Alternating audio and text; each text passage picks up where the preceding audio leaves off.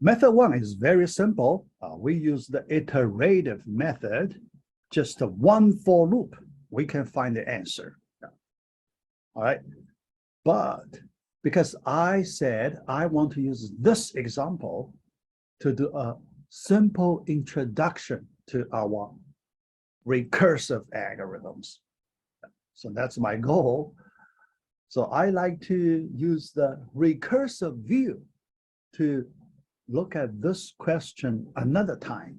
Yeah. But when we go there, there is one question left from the method one, that is this one. Why this 0 factorial equals 1? Why? It makes sense. By our intuition, it looks like it doesn't make sense, right? Yeah. But some people may connect to another similar special case, 1 to the 0th power, or not just 1 to any number to the 0th power, okay? Any non-zero number to the 0th power equals 1. Right? You may connect to that, okay? 0 as an exponent, yeah. But here, 0 factorial, how can you understand by your intuition, right? Yeah. But after we complete this recursive implementation, we will see that explanation immediately. Yeah. All right. So let's start. Yeah. Yeah. Method 2. Yeah. Recursive. This time, we need to use a new view to look at it. Yeah. Idea. So what is the idea? Yeah. A general problem solving approach.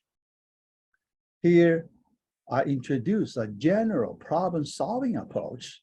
Later, you can use this idea or this method, this approach to solve a large class of computing problems. Yeah.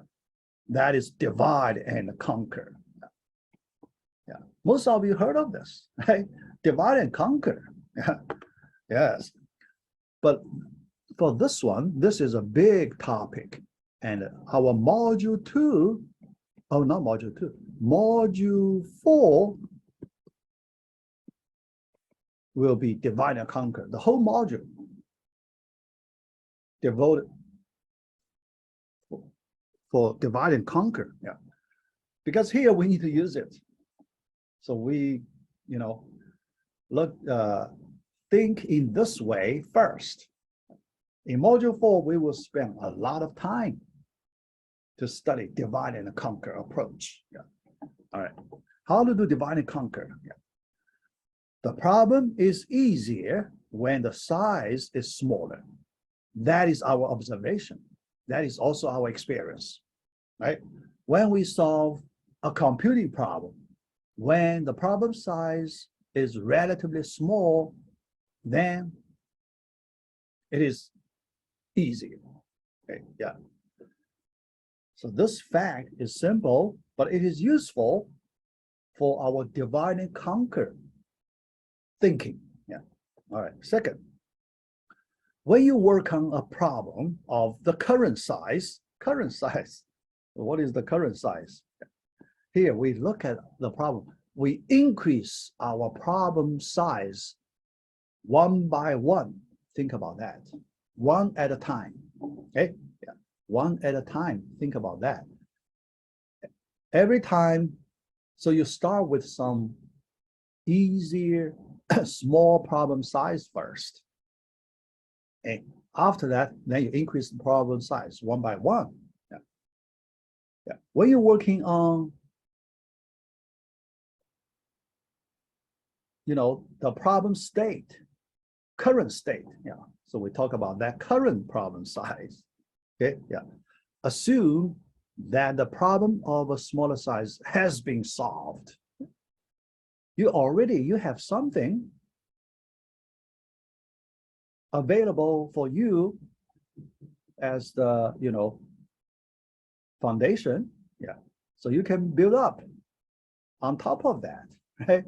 Yeah. So assume you already have some partial result, at least partial result. Yeah. So we can make use of that partial result to develop the full result. Yeah, that's the idea. Okay. All right. Fix the gap through a recurrence relation. Now, every time when you increase the problem size, there is a gap, right? Yeah. All right. So think about this. Yeah. Current problem size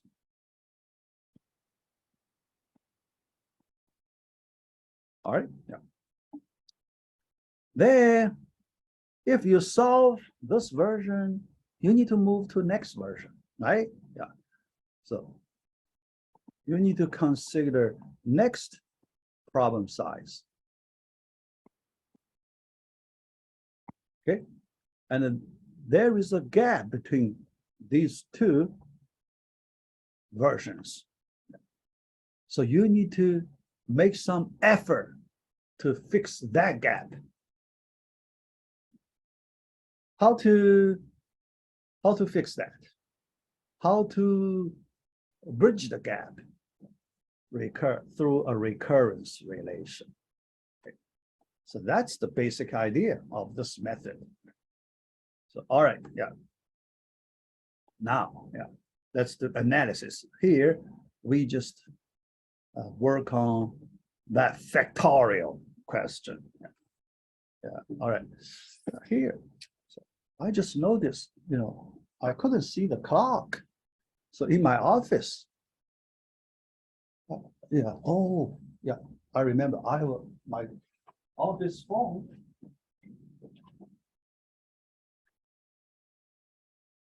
All right. On my office phone, I have a clock. All right. Yeah.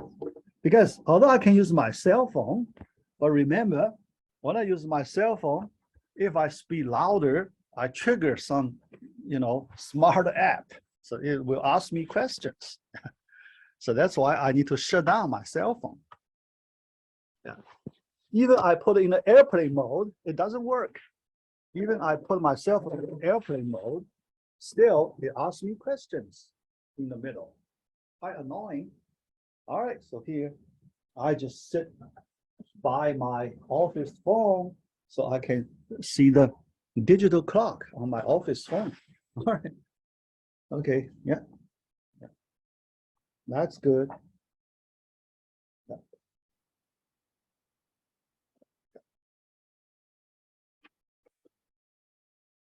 Yeah, because otherwise I will not know when to stop. Yeah. All right. Now let us observe this factorial expression closely. Yeah.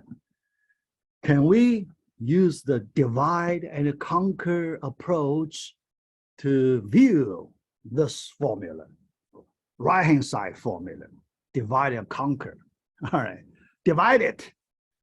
Then, bridge the gap. All right, let's use this view. Left-hand side, let us use a function to represent it, f of n. You may ask me why we use f of n function. Because in order to write recurrence relation, you need to use a function, right? You need to use some convenient function expression. Yeah. Definitely, this factorial way, that is not convenient, right? Yeah, so we don't want to use that factorial expression directly in our recurrence relation. So we use a f of n function. Yeah. All right.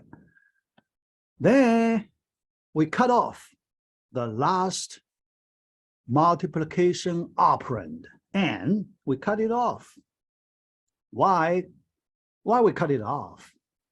Because we want to reduce the problem size. Think about that. Reduce the problem size. Yeah. Why reduce problem size? You may ask me again. All right. Yeah. Because later you will see the problem size reduction. Problem size reduction method. That is the commonly used method to help us solve computing problems. So here we do that. Yeah. Reduce the problem size by one operand. Yeah. Only one operand. We chop it off. Okay. Yeah.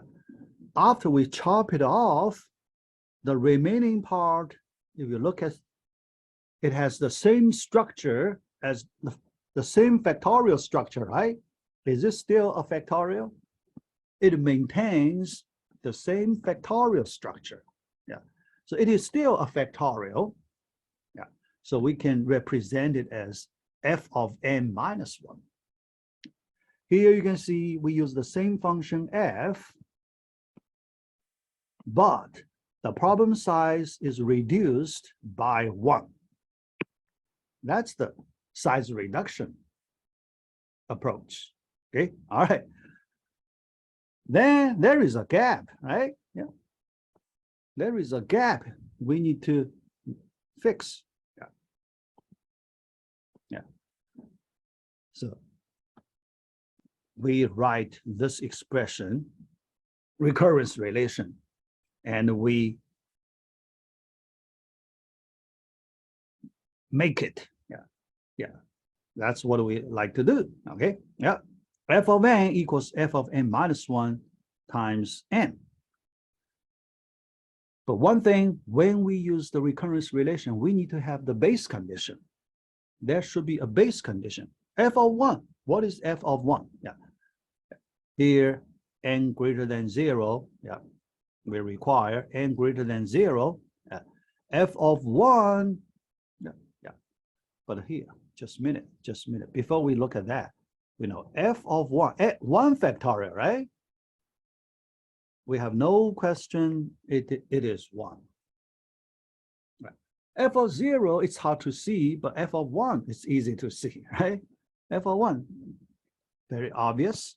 But f of 0, hard to see, okay? Yeah, all right. How to see it? Now it's ready. It's ready to see it, all right.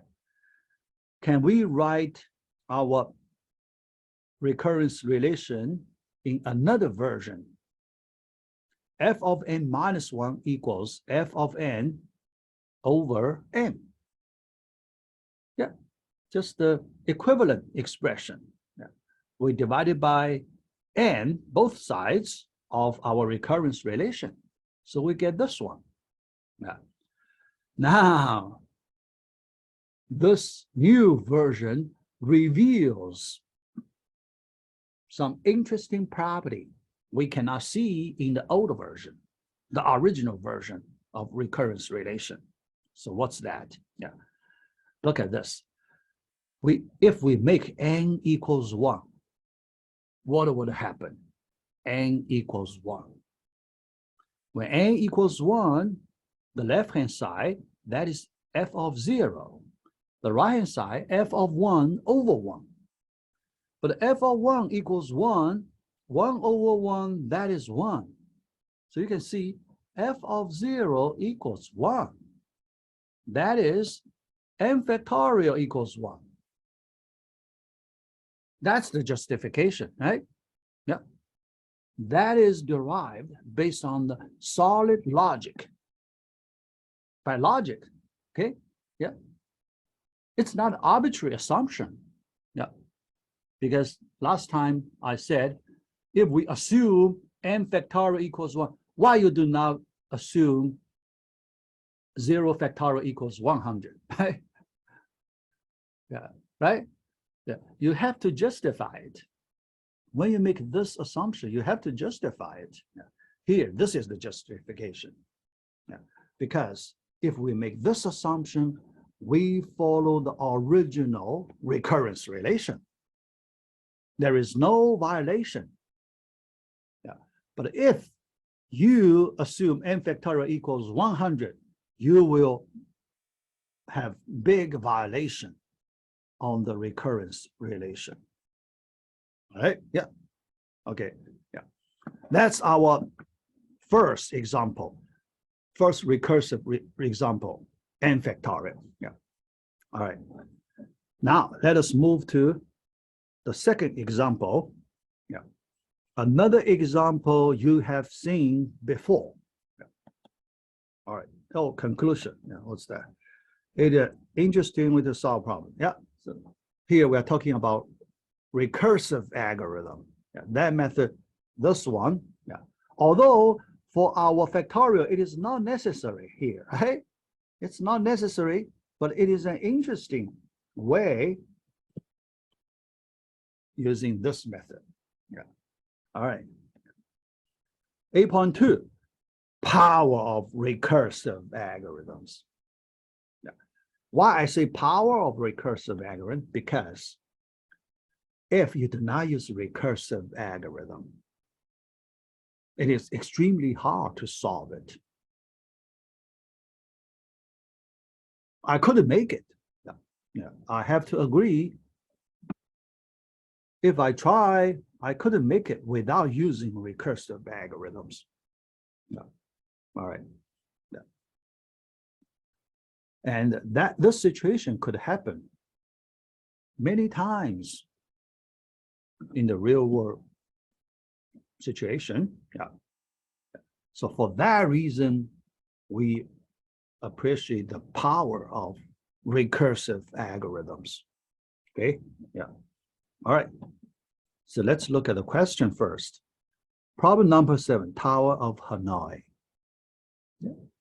It's an old problem. Still another problem you learned in CS3250.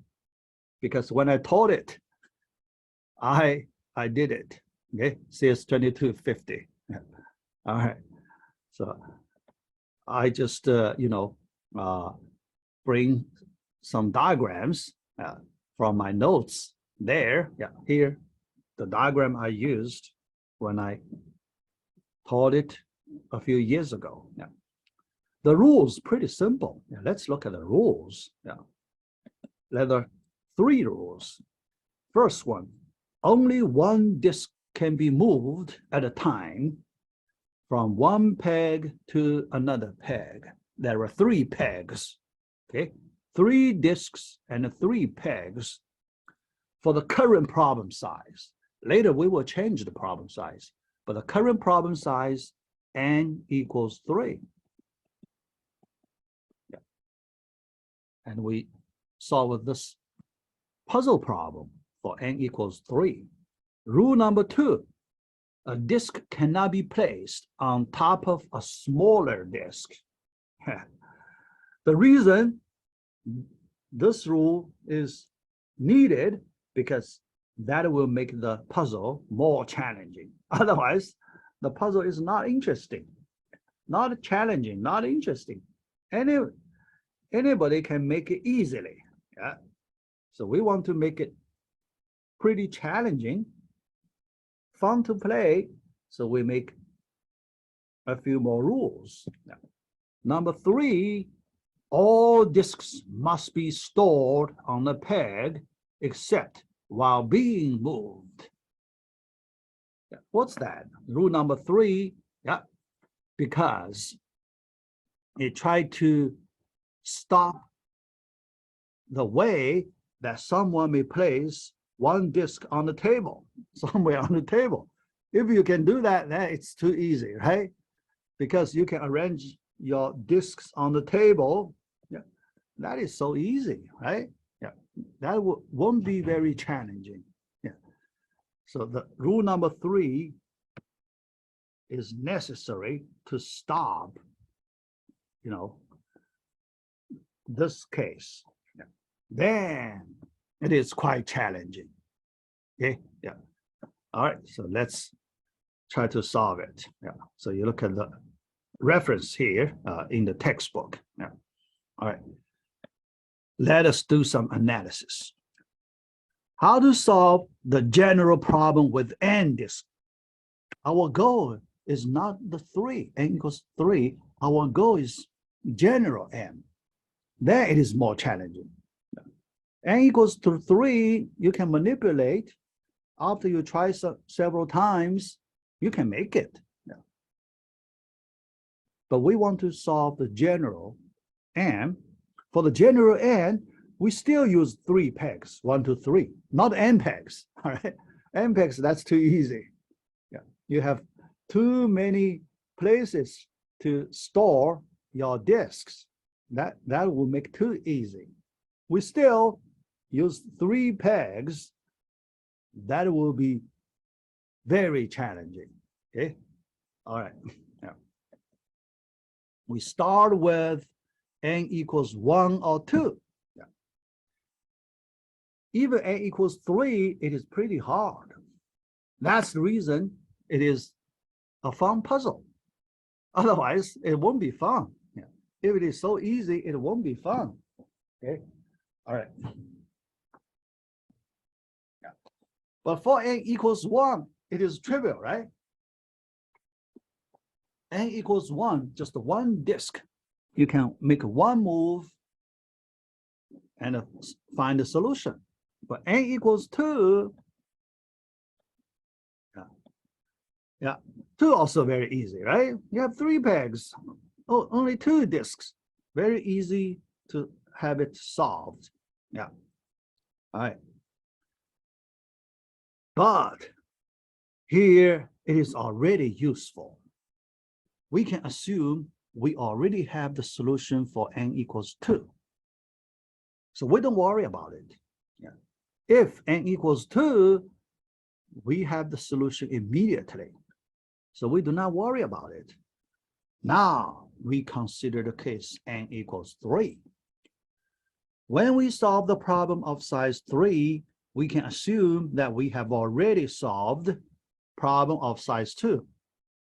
Although we can assume, but actually we can make it, right? Not by assumption, by solution. Here we have the solution. So that's why we feel comfortable when we say the sentence. Yeah. All right. But here, this is already the way of recursion. This thinking is already the recursion thinking. Okay, yeah, all right.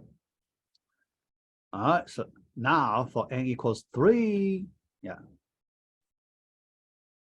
When we have the recursive thinking idea or training or experience, next, it will be much easier than before.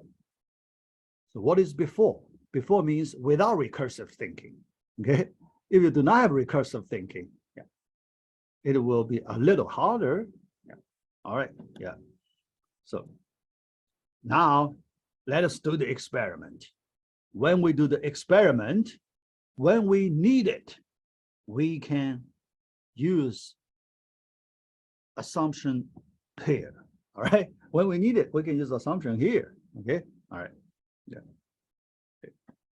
So let us do experiment here. Yeah, I use a sequence of diagrams, yeah, to show step by step how to make moves. Yeah. When we start, this is the original state, yeah, our starting state. Yeah. All right. Then the first step, yeah, we move the top disk to peg number 3. Yeah. First step. Simple. Yeah. The second step, disk 2, we put it in the peg number 2. All right. Yeah.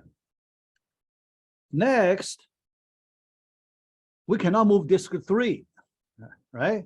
Oh, yeah, because disk 3 is the largest. It cannot be placed on peg 2 and peg 3 because it would violate rule number 2. right? Yeah. So we cannot touch disk number 3. Yeah. We have to move disk 1 back to peg number 2. Peg 2. Okay. All right. Then peg 3 is empty, so we can move disk 3 to peg 3. Yeah. But here, before we make that move, we can identify, we just solve the problem of size 2. How about that? Yeah. Top 2 disks, we move from one peg to another peg. That is the solution of problem size 2. We did it, right? Yeah. So then recursion, yeah. So we solve a subproblem, recursion, fixing the gap. Yeah. So we move disk 3 to peg 3. All right. Yeah. Assume peg 3 is the destination peg. Okay. Yeah. All right. Now we need to move top 2 pegs back to peg 3. You can see we need to solve another puzzle problem with n equals 2. Yeah. That we just repeat that our solution, previous solution, another time. Yeah. Another P of 2. Yeah. So let's do it. Move disk 1 back to peg 1, and the disk 2 on top of peg disk 3 on peg 3, and last move disk 1 back to peg 3 on the top. So we find the whole solution. You can see after 7 moves, 1, 2, 3, 4, 5, 6, 7 moves, yeah, we solve the problem of size n equals 3. All right. After that, how to generalize the solution to n disks. Yeah. Our goal, n disks. Yeah. Can you use the similar method, but we need to consider the general case, not n equals 3, the general n. The approach, the main idea, main procedure, pretty much the same. Basically, you just do some necessary adjustment. Yeah. That's another reason sometimes we need to do experiments with relatively smaller problem sizes, because we can get some experience. Here, this slide gives us valuable experience, and we can adapt it for our general solution. All right. So let's do the work. All right. Solve the general case recursively. Here, because it is very hard to draw the graphs for the general case. Yeah. Although it's possible, yeah, if I'm willing to spend more time, I can do it. Yeah. But here, I just use my old picture and, you know, make some thinking adaptation here. All right. So without using recursion, it is very hard to solve the general case. Yeah. Think about, you have n disks without using recursion. How can you move n disks from one peg to another peg? 3 pegs. Yeah. You will get lost. Right? Think about that. You will get lost. Think about, even if you have 10 disks, even if n equals 10, this number is not very big, right? 10. Not too big, right? Think about, if you move 10 disks from peg 1 to peg 3, how hard it is. Yeah. I guess even if you spend the whole day, you couldn't complete it. Can you complete it in 1 day? It's hard for me. Yeah. If someone asked me to do it, probably I wouldn't be able to do it in 1 day. Okay. All right. So let's look at the general solution here. All right. Recursion method problem size reduction. All right. To solve a problem of size n, we can easily reduce it to a problem of size n minus 1. And this time, we can assume P of n minus 1 is available. How about that? Yeah. P of n minus 1 is available, then we can make recursion on that. All right, yeah. Let me this time modify our old diagrams. Yeah. From peg, temp peg, to peg, from, yeah. Starting peg. From there, the middle peg, we use it as a temporary peg. All right, yeah. To peg, that is our destination peg. Okay. All right. So let's do the work. Although you see 3 disks, can we imagine we use these 3 disks, we just view it as n disks? How about that? We view these 3 disks as a stack of n disks, all right? Yeah. By some imagination here, all right? All right. Then we need to find a solution for P of n, and we can assume P of n minus 1 is available already. Yeah. Then let us organize our thinking. Yeah. All right. The next step, this time we apply our solution already have P of n minus 1 to place n minus 1 disks on the temp peg, TMP temp peg. Yeah. So with respect to n minus 1 pegs, we start from the first peg, and the temp peg as it's the destination of those Pn minus 1. N minus 1 problem. All right, that's the destination peg. All right, yeah. Then after that subproblem solution implemented, we move the bottom disk to the to peg, destination peg. Okay, yeah. All right, so yeah, so you can imagine this part recursion really helps.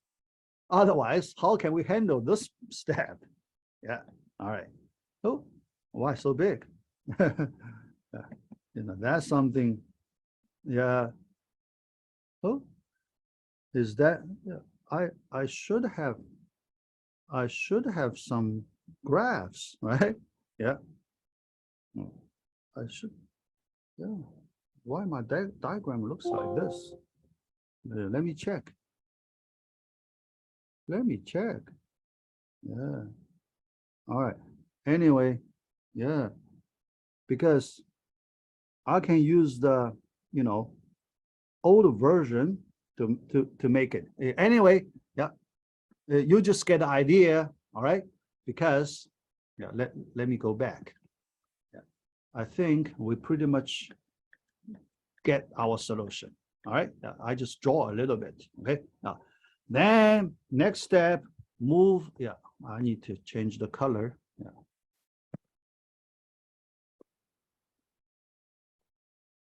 All right. Okay. Yeah. Next, we move the bottom disk to the destination peg. Then we apply another P of n minus 1. Okay, with temp peg as the starting peg and 2 peg as the destination peg, then we get the P of n solved. How about that? Okay, yeah. So that is the solution. Yeah, that is our, thinking. Yeah, but we need to make our thinking implemented in pseudocode. Yeah. So this slide, yeah, that's the pseudocode. Yeah. So we write a recursive function, move disks. Yeah. Variable, integer, num, that's the size number. Okay. Yeah. Size n corresponds to n. All right. Yeah. Size n. Yeah. Then another integer from peg number 1 from peg. Yeah, so you can pass a number for it. Peg 1, peg 2, and peg 3. All right. Yeah. Okay. All right. Next parameter 2 peg, peg 3, and the middle peg 2. Yeah. So then you call, you write a body of this recursive function. Yeah. When the disk is greater than 0, you call move disk the first time we solve a problem of size n-1.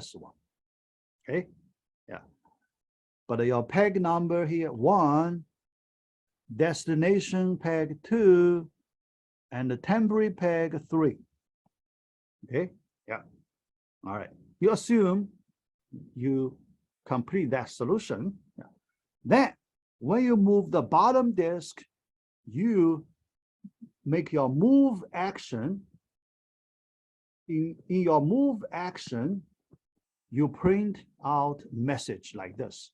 Move a disk from peg this number to peg destination number.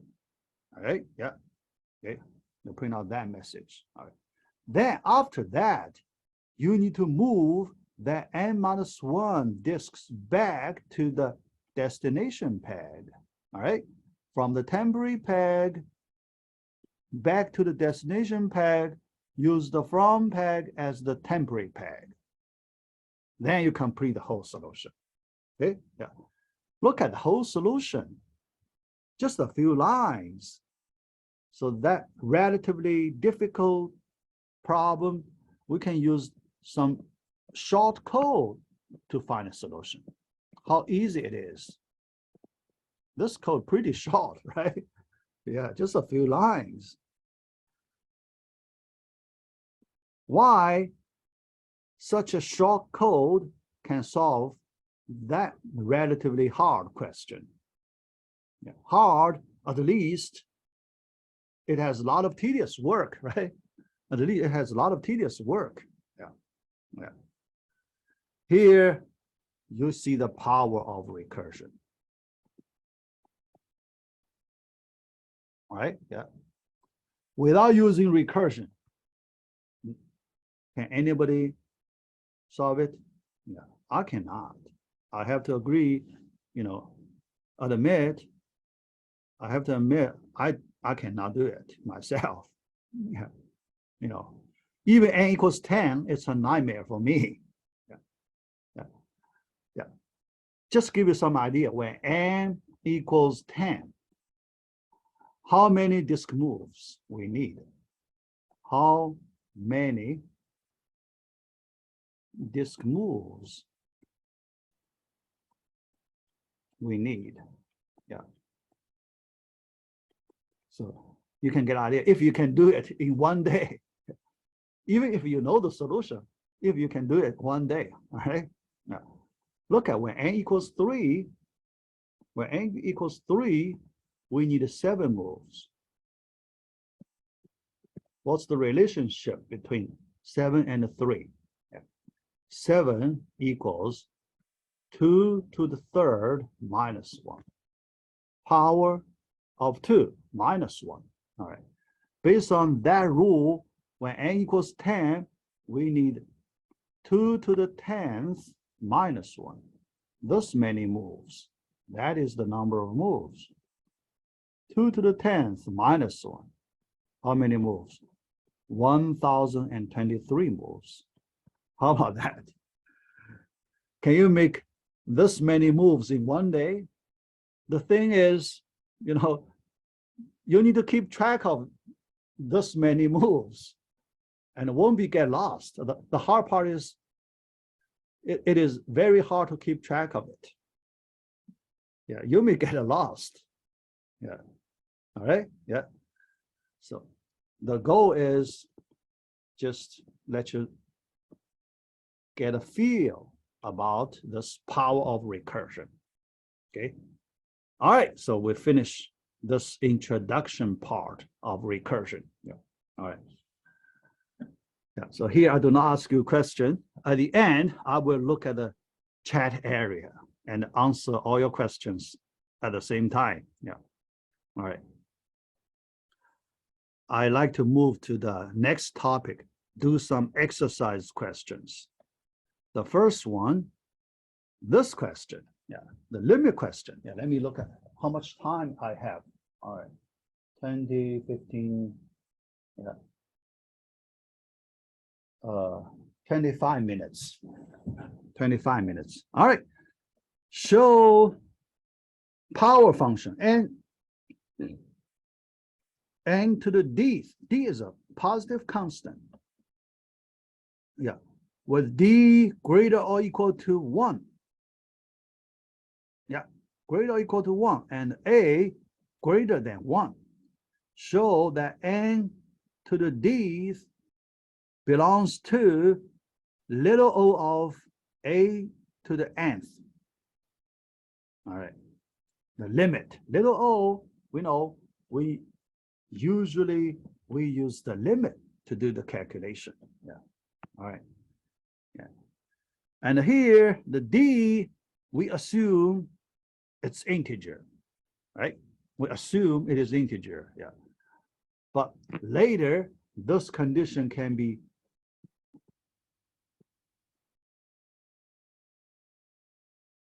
relaxed.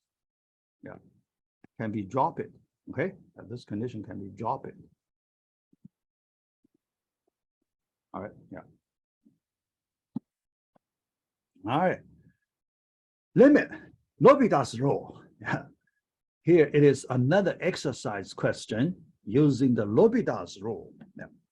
So L'Hopital's rule, we need to take the derivative.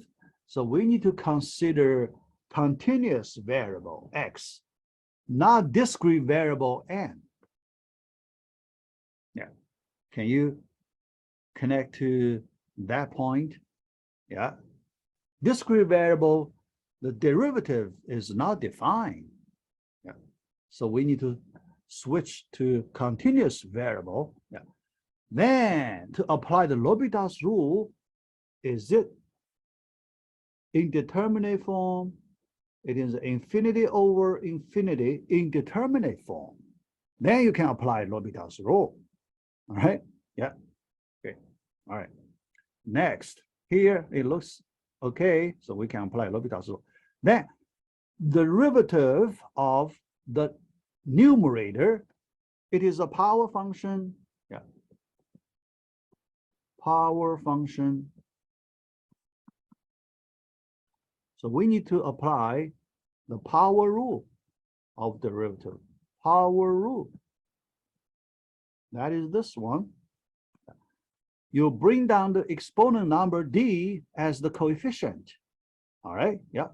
So that d as the coefficient of the term, then x to the d minus 1th power this time. Yeah, that's the power rule. Yeah. Denominator, you need to find this formula. Yeah. I allow you to use, you know, open resource, right? Yeah. So this, for this online course, so I do not require you, you know, memorize everything. Yeah. So you can use, you know, available source. Yeah. All right. So you can find this derivative formula. Yeah. Natural log of A multiply the original exponential function, a to the x. Yeah. All right. Then it is still power rule, still indeterminate form, right? Yeah. Look at this form, still infinity over infinity. If d minus 1 greater than 0, it is still indeterminate form. We can still apply L'Hopital's rule. All right. Let us apply it another time. The power rule, numerator, derivative formula for exponential function, denominator. Yeah, so we get next expression. Yeah. All right. Then think about if d minus 2 greater than 0, it is another infinity over infinity indeterminate form. We can apply L'Hopital's rule another time, and on and on. And at some point, we need to stop. Otherwise, we do this way forever, right? We have to stop. The good thing is the exponent of the numerator power function, eventually it will reach to 0, right? Eventually, because it's an integer. Every time you reduce its value by 1, eventually you will get to 0, right? So we have a chance to find a termination state, all right? Yeah, termination state. At the termination state, the coefficient becomes d factorial, all right? The numerator power function becomes x to the d minus d, all right? So then denominator function, we need to multiply natural log of a d times. Yeah. All right. Then at this step, it won't be a determinate form because the numerator will be a constant. Yeah. Denominator goes to infinity. The numerator is just a constant. It's not an indeterminate form. So the answer is 0. How about that? If the limit is 0, yeah, so we can go back to the discrete variable and we get that little o conclusion. How about that? Little o conclusion, yeah. Because then we switch back to, from the discrete, from the continuous variable to discrete variable. At the end, we can write discrete version, n to the d over a to the n equals 0.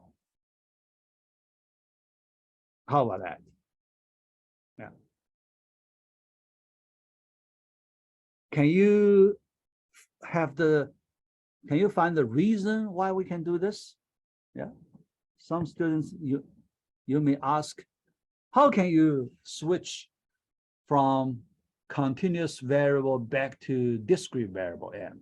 Yeah. The answer is simple. Yeah. Because look at the limit definition. Right? X approaches infinity. You find the limit. Do you know how to make x approach to infinity?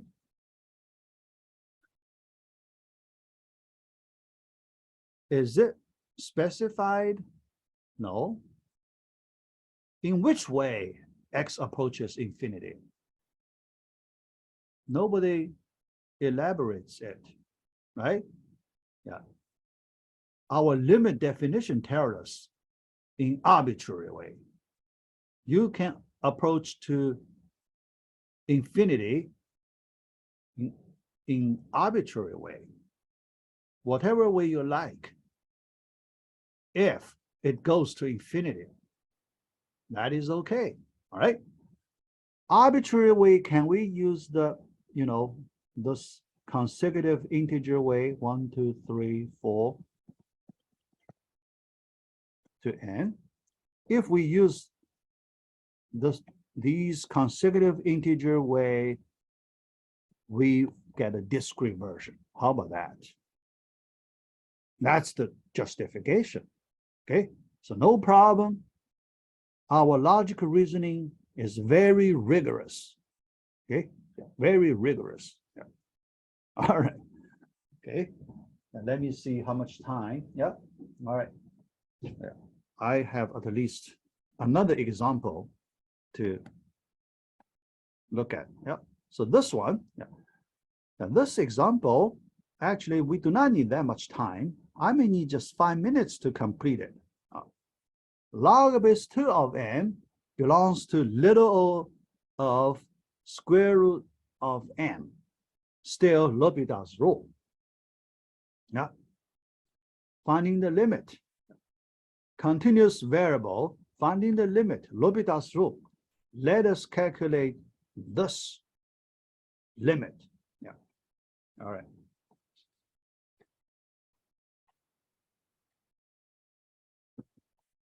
Okay. All right. Yeah. Let us make the square root of x as a power function, x to the 1/2 exponent 1/2 power function. Here, this is a power function. So we can apply the power rule, right? Yeah. Power rule. Yeah. Here, I like to mention power rule can be applied on non-integer exponent. No. We do not require the exponent number is an integer. Okay. Yeah. Non-integer, it is fine. Yeah. But exponent number cannot be 0. That's the only requirement we need. Okay. Yeah. Yeah. If it's a 0, so we may need to, it's a special case. Yeah. All right. Yeah. Anyway, yeah. But even if it's a 0, still, it looks like the formula is still correct. Yeah. Yeah. Anyway, yeah. Still correct. Yeah. All right. So then, derivative, power function derivative. Yeah. So the power rule here. All right. Log function, but this time the base is log 2. So you will see the derivative will be like that. Okay. 1 over bracket natural log of 2 parenthesis times x. Yeah. After that, let us do simplification. This is a simplification. Okay. Yeah. But this time, it is not an indeterminate form. It is determinate. Okay. Yeah. The numerator is a constant. Denominator goes to infinity. Yeah. All right. So the answer is 0. If the limit answer is 0, then we can go back to the discrete variable, and so we get our conclusion. Log base 2 of n belongs to little o of root of n. Yeah. So we complete this example. Let me see how much time do I have. All right. A little more than 10 minutes. Yeah. Yeah. Let's look at this example. Yeah. Show that natural log of n belongs to little of n to the d. This d is a positive number. With d greater than 0, it is a positive number, not necessarily integer, right? Yeah, I do not say it is an integer. Yeah. So the only condition here, d greater than 0. You can see natural log cannot grow faster than this power function n to the d if d is a positive number. How about that? Yeah, because little o, if this statement is true, yeah, that means the natural log function for the long run, it cannot compete in the sense of growing. Yeah, here we're talking about growing speed. All right, growing speed. In the growing speed, natural log of n cannot compete with this power function, n to the d. Yeah. Even if this d could be very small. You can imagine d could be 0.0000001. That means 1 millionth, right? So small, but we know it's positive, right? If d is positive, then natural log of n eventually won't be compete with n to the dth power in the sense of growing speed. How about that? How about that? All right. Let us use the L'Hopital's rule to prove it. After we prove it, then we can use this result. Yeah. All right. Yeah. So let's calculate this limit, L'Hopital's rule, on the continuous variable. Power rule still, yeah. Natural log of n, its derivative, so simple, 1 over x. Yeah, so this one is pretty easy. The numerator, 1 over x. Yeah. Denominator, power rule, d times x to the d minus 1th power. Okay, yeah, all right. All right. When d is a very small positive integer, not integer, positive number like this one, d minus 1 will be a negative number. Don't worry, negative number is fine. It's legal, we just leave it there. All right. Then let us do simplification on this fraction. Okay, simplification. After simplification, we get this expression, 1 over d times x to the dth power. Yeah, look at the minus 1 here and 1 over x and the numerator cancel out. How about that? Cancel out, all right? In some way, yeah. So in some way, all right, yeah. So you get a new form that is not an indeterminate form. Numerator 1. Yeah. It's known, it's fixed. Yeah. Denominator, when x goes to infinity, x to the dth power also goes to infinity if d is greater than 0, right? Even if it's 0.0001, that's 1 millionth.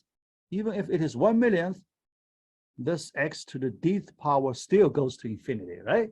Yeah, still goes to infinity. Yeah. All right. So the answer is this limit equals 0. Yeah. Then we can go back to the continuous variable and we get conclusion natural log of n belongs to little o of n to the dth power. That's the result. Okay. Yeah. Yeah. 1 millionth, 1 billionth, or 1 trillionth, even that log of n, natural log of n, still belongs to little of n to the dth power. How about that? All right. Yeah. Here I emphasize this a lot. Yeah. This d could be very small, close to 0. Yeah. Yeah. Because if you base on many students based on their intuition, if you answer this question by your intuition, you may not be able to get it. Yeah, because your intuition, cannot imagine things like that. You may feel that's too small, 1 millionth or 1 billionth, too small. Natural log of n can beat it easily. Okay? Natural log of n can beat that easily. That's your intuition, but your intuition could be wrong. Think about that. Your intuition could be wrong. All right? Your intuition, many times, it's not reliable. Okay? Yeah. So this is a good example. Yeah. So I spent so much time here because in our homework assignment number 1, I will give you 1 or 2 questions similar to this one. Yeah. Yeah. Because based on my experience, many times, yeah, so many students miss this one. Yeah.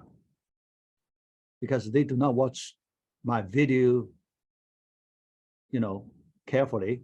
Yeah. So they may not get this part.